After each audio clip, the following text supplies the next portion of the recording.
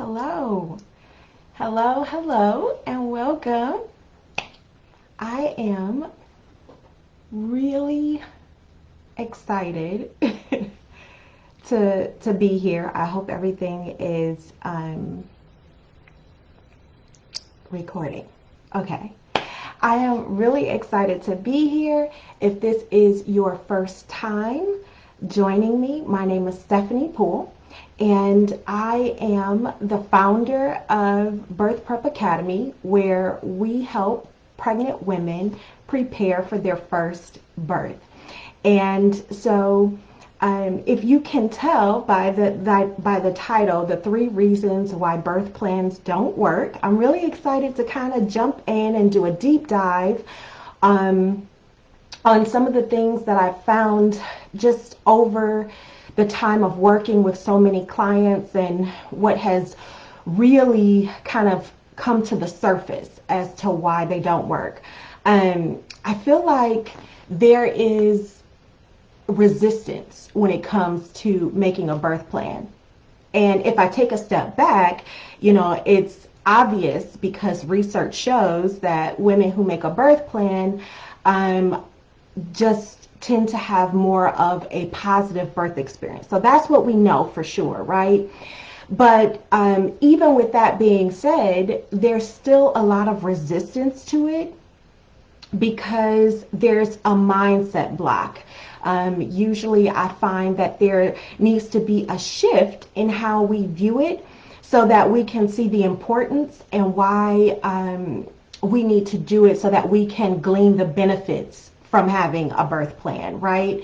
And so it's pretty odd to jump in and say, well, here's 3 reasons why they don't work. But I'm hoping that as we go through this content, that as we go through everything that I have laid out here, that we can kind of deconstruct some of those thoughts so that you guys can move forward in planning for your birth, right? I want you to have the best possible experience that you can have. It's such a life-changing event that I want you guys to look back on it and really be able to embrace that moment.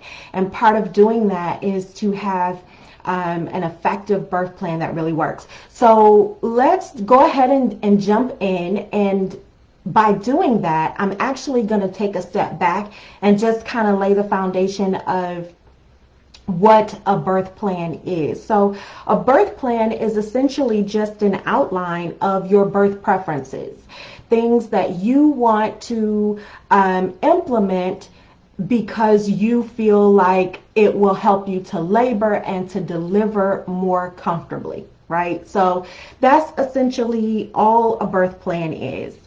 And the importance of the birth plan is because it allows you to infuse you into your birth process.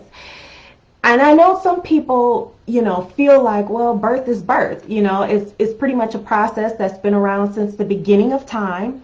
And so you feel like, well, what can I really do, to change that? But having a birth plan really does help you to infuse you and it into a universal process, right? Birth is birth. No matter where you're located on the globe, a woman carries a baby for approximately 9 months, and then the baby passes through the birth canal and into the world, right? And so that no matter where you are, that is the process. But a birth plan allows you to really infuse that process with more of you and your preferences, right? What makes you more comfortable? How you deliver, how you labor is likely going to be different from what my preferences would be. And so having a birth plan allows you to really, I have this saying that it allows birth to happen through you and not to you. It really is the backbone or the underlying thread as to why I even started Birth Prep Academy.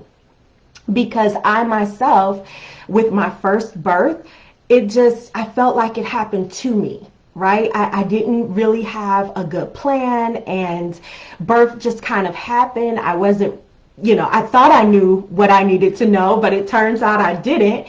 And because of it, my experience just was not optimal. And I kind of just in that moment made a decision that I really wanted to help other women kind of coming through. And I think it does,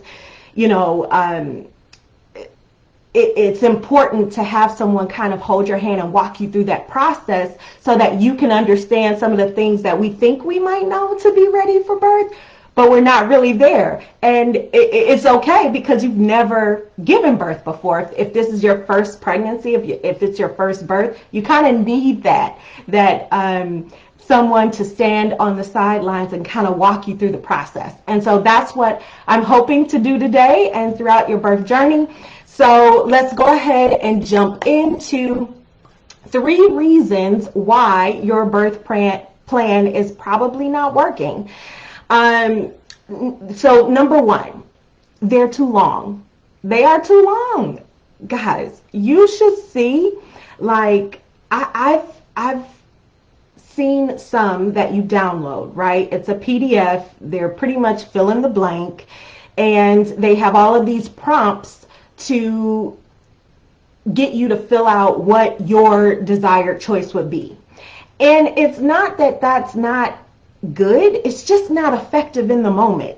Having given birth, I totally understand that it's just not effective to walk into a hospital where most women give birth, or if you choose to be at home, or a standalone birthing center, which are usually the top 3 options for giving birth.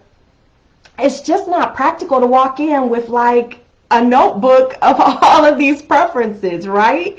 It's just not practical. And let me break down why. Number 1, because your healthcare provider is likely watching over or helping to deliver more than one baby. Unless you're at home where you have someone there totally focused on you, they're just not. There's other women that are also laboring that they're going in to kind of check in with, and it was like just different people, and so it's hard for them to keep up with what your preferences are and what the next person's are, especially if they're long plans. Hey Christine, or is it Chris Marcano? Hello. And you said that you downloaded one that was 1 page. That's amazing. That's where we want to get to. That is what is optimal. You definitely want a plan that is present at the birth that is 1 page long, right? And it's going to have all of your preferences in it. And the key, Chris, is to have an extended plan maybe for your support person. So it's okay for your support person to know more than just what's on that one sheet, right? Because what you want is ideally other things that might span beyond the actual delivery, the active delivery part, right? And so you definitely can have a longer plan, but that 1 pager is going to be essential for your healthcare workers, your labor and delivery nurses, your physician or midwife or doula. They will need to have a point of contact that's a quick reference that they want to know, do you want an epidural or not? How do you want to labor? Do you want to get into water or do you want to get on a birthing ball? They need to be able to reference something quickly and not shuffle through a ton of papers. Chris, I am interested, or, I want to know, like, do you plan to birth in a hospital or birthing center, or what are your what is your intended birth method? I would really like to know that. So as we move forward, so the first one is that they are too long, right? Oh, okay, great. A hospital, 98.4%, I think is the percentage that most people birth in a hospital. So you are certainly not alone. You are in the majority. It's a good way to go if you are concerned about any kind of things that might arise, or during the birthing process that could come up unexpectedly, or if you would like to implement any type of intervention along the way of laboring and delivery, it is good to be in a place where they can administer those if needed. Okay, yeah, it's common to not necessarily know a lot about those, and I'm actually going to be doing a live coming up, I want to say next week.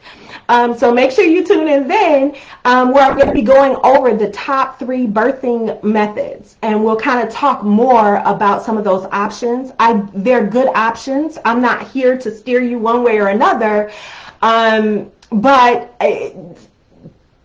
I guess statistically speaking, hospital births are indeed the most common globally, no matter where you are. So I am not surprised by that choice. I'm so happy for you.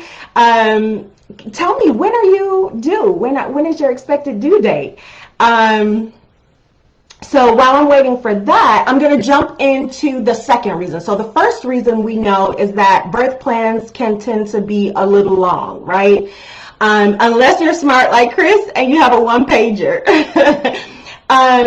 Number 2, another reason why your birth plan is probably not working is because it's not communicated well. And I talked about this in part 1, where you need a birth plan that is a quick reference for your healthcare provider, and then you need a birth plan that you're going to go over in more detail with your support person there.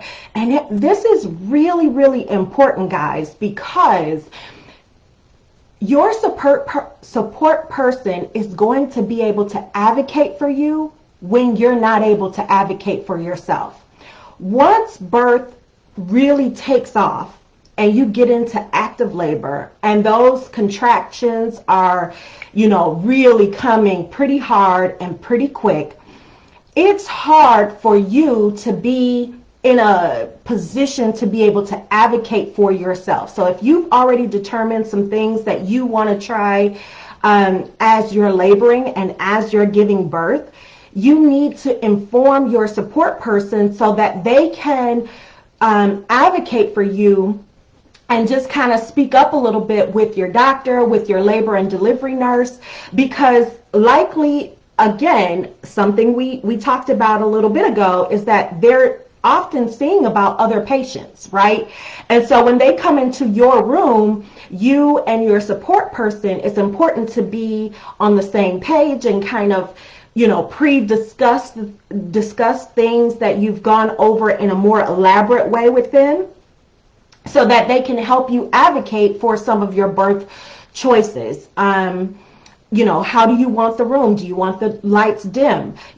Are you okay with music playing in the background, or do you want it completely silent? That person can help to get those things going, and also to remind staff as they're coming in and out to assist you that, hey, this is her birth preference. We really want to go this way. Or, she's stated that, she doesn't want an epidural until we've labored for, this amount of time, and then we'll consider it there, So these are things that you can go over in detail with your support person, but probably not with your doctor or your nurse. You're going to mention it to them, but you need to be able to have that quick reference for them, and then a more detailed plan to go over with your support person. And that's usually where the disconnect is, right?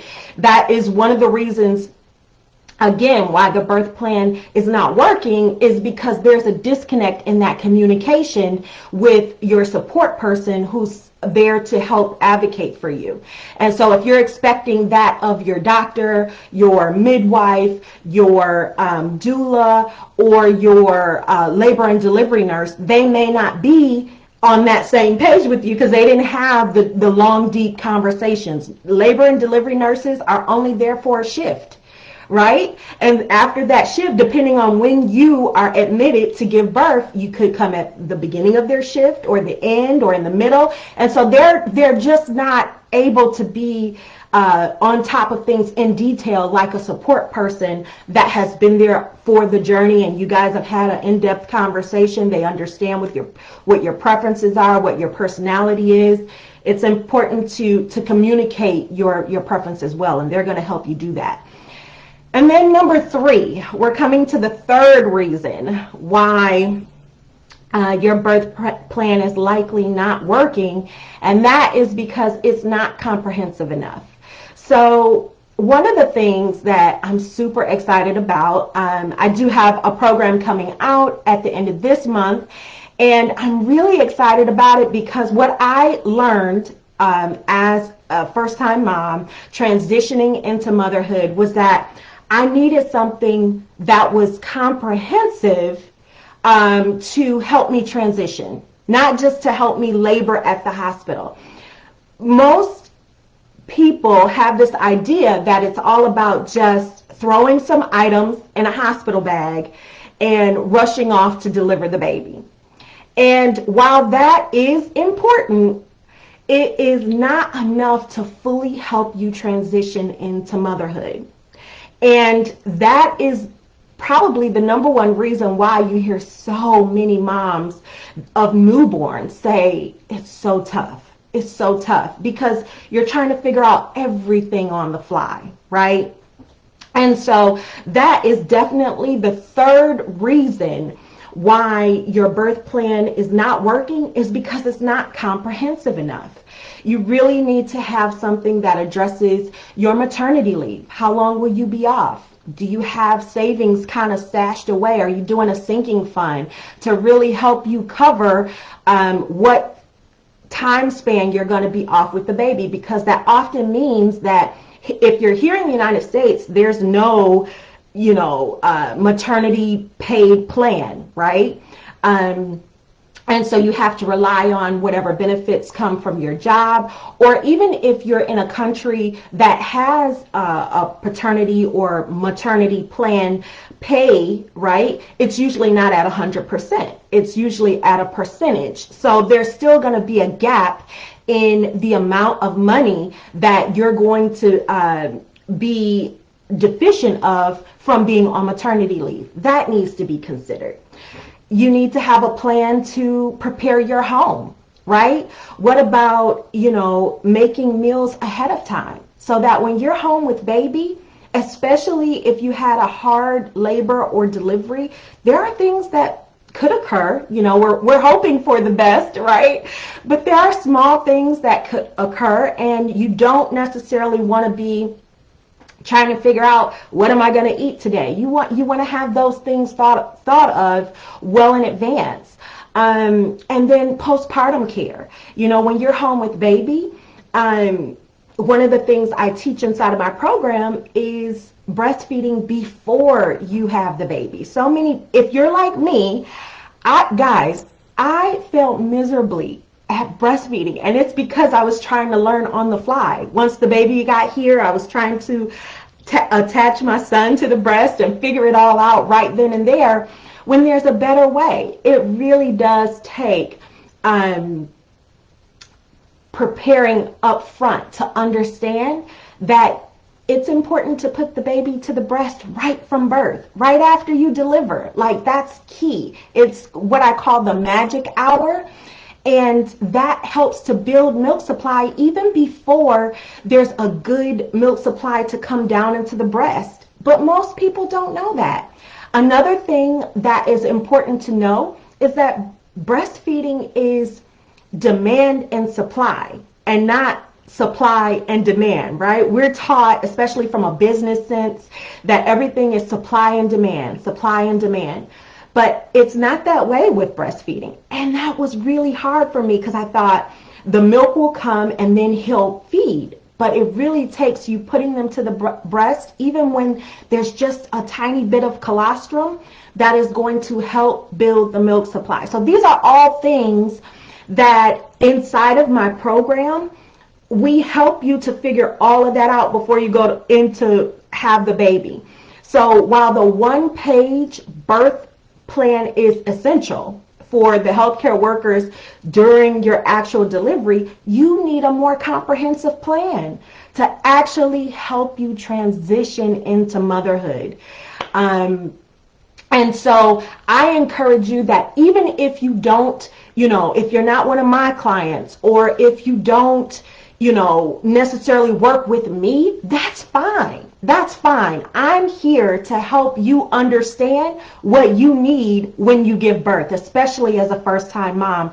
That is my goal, because I was just in such a tough spot. I was, you have the baby blues because your body, the hormones are trying to readjust to pre-pregnancy status, right? After you have the baby, your body is trying to get back to what it knows to be as normal.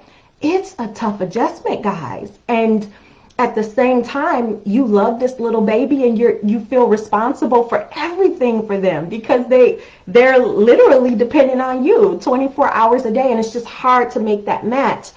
But it's so much easier when you have a good birth plan that really can support you from pregnancy through birth through postpartum. And so that is definitely, if I have to, I'll shout it from the rooftops. I will say it over and over again. You need a more comprehensive plan.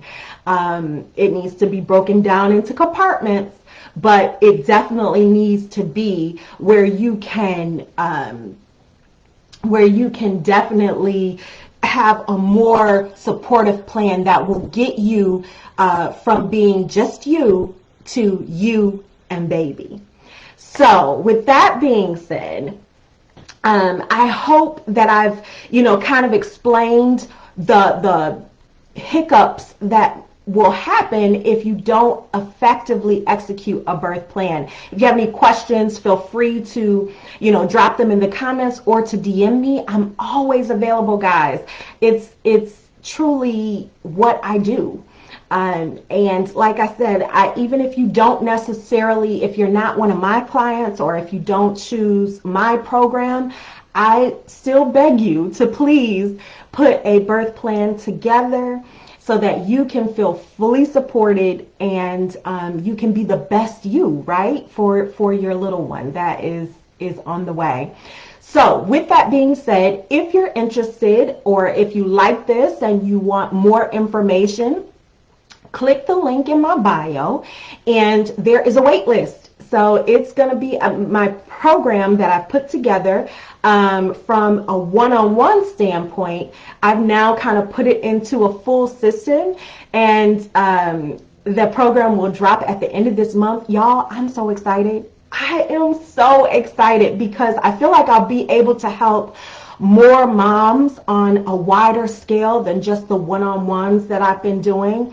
I'm so grateful for all of my clients. They're amazing. They just light me up when I hear about positive birth experiences. And so being able to help on a wider scale, I am just, I'm so excited about. So if you're interested, be sure to click the link and join the wait list, so that you can get some exclusive offers that will be only available to my VIP list before it goes to the public.